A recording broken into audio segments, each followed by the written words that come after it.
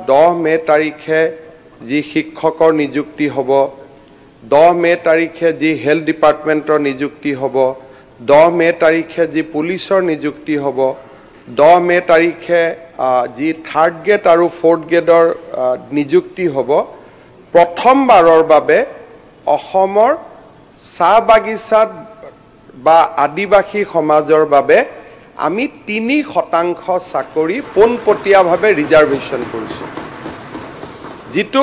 এটা ঐতিহাসিক কথা অৰ্থাৎ আজি যে 50,000 যদি চাকৰি হয় 3% চাকৰি ডাইৰেক্টলি মেৰিটত যি পাবতো পাবই মেৰিটত পোৱাৰ উপৰিও ওবিসি হিচাপে যি পাবই এইখিনিৰ উপৰিও 3% চাকৰি ডাইৰেক্টলি আমাৰ আদিবাসী আৰু চাহ জনজাতি সম্প্ৰদায়ৰ লোকৰ বাবে আমি সংৰক্ষণ কৰিছো এম্পাৱাৰমেণ্টৰ ক্ষেত্ৰত ই এটা ঐতিহাসিক ঘটনা যেটো আমি আগতে কেতিয়াও চিন্তা কৰিব পৰা নাছিল 10 মে তাৰিখে যি শিক্ষকৰ নিযুক্তি হ'ব 10 মে তাৰিখে যি হেলথ ডিপাৰ্টমেণ্টৰ নিযুক্তি হ'ব 10 মে তাৰিখে যি পুলিচৰ নিযুক্তি হ'ব 10 মে তাৰিখে যি থাৰ্ড গ্ৰেড আৰু ফৰ্থ গ্ৰেডৰ নিযুক্তি হ'ব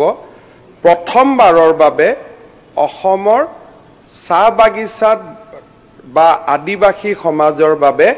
আমি 3% চাকৰি পোনপটীয়াভাৱে ৰিজাৰ্ভেশ্যন কৰিছোঁ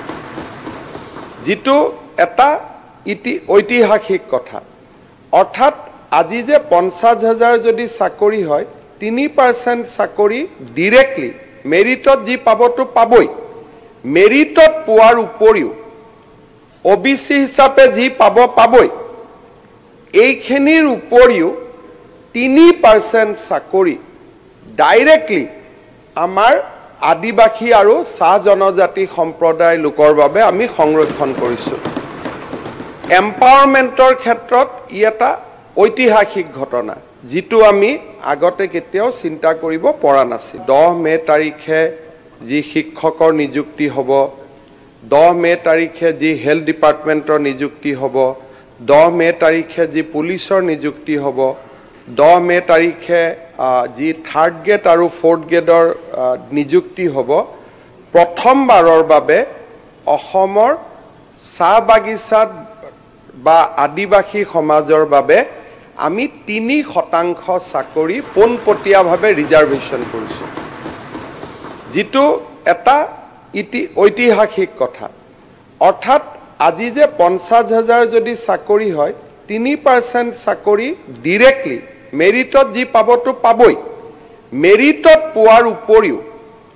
ওবিসি হিচাপে যি পাবই এইখিনিৰ উপৰিও 3% চাকৰি ডাইৰেক্টলি আমাৰ আদিবাসী আৰু চাহ জনজাতি সম্প্ৰদায়ৰ লোকৰ বাবে আমি সংৰক্ষণ কৰিছো এম্পাৱাৰমেণ্টৰ ক্ষেত্ৰত ই এটা ঐতিহাসিক ঘটনা যেটো আমি আগতে কেতিয়াও চিন্তা কৰিব পৰা নাছিল